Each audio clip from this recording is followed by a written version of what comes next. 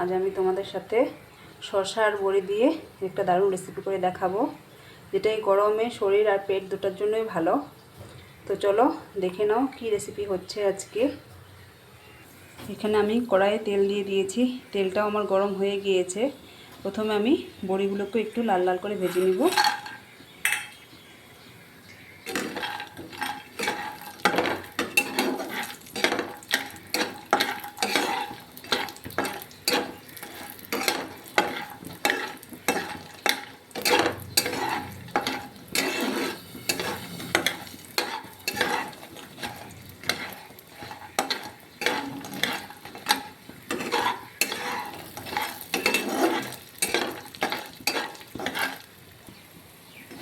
বড়িগুলোকে আমি লাল লাল করে ভেজে নিয়েছি, এবার নামিয়ে নেব। বড়িগুলোকে আমি নামিয়ে নিয়েছি, এবার ওই তেলেই আমি ফোড়নে দিয়ে দিব গোটা জিরে, শুকনো লঙ্কা, তেজপাতা,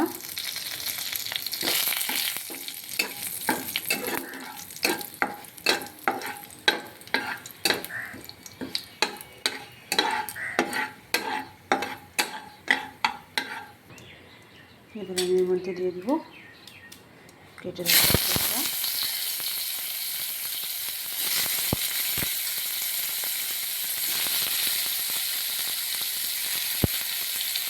কাঁচা লঙ্কা,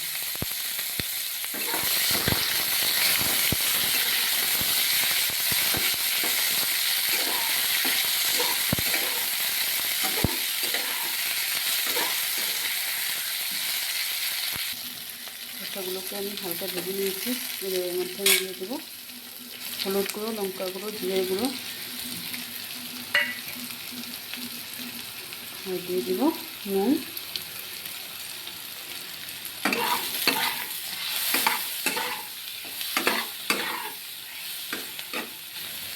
হালকা একটু জল দিয়ে দিব যাতে মশলাটা পুড়ে না যায়।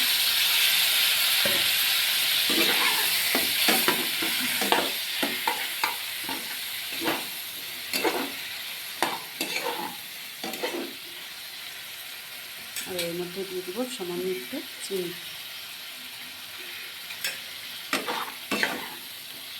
মশলাটাকে ভালোভাবে কষিয়ে নিব। মশলাটা আমার খুব ভালো করে কষানো হয়ে গিয়েছে। এবার এর মধ্যে একটু জল দিয়ে দিব।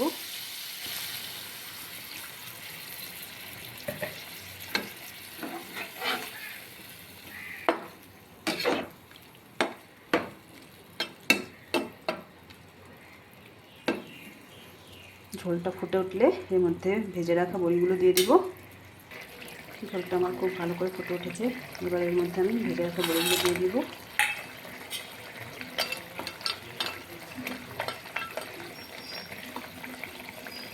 আমি 5 মিনিটের জন্য ঢাকা দিয়ে দিব। ঝোলটা আমার খুব ভালো করে ফুটে গিয়েছে। এই শসার বড়ি সবই সিদ্ধ হয়ে গিয়েছে। এবার এর মধ্যে আমি কিছুটা ধনেপাতা দিয়ে নামিয়ে নেব।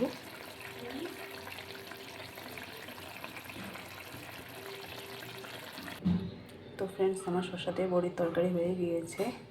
এটি দেখতে খুব সাধারণ হলো, খেতে খুব ভালো হয়।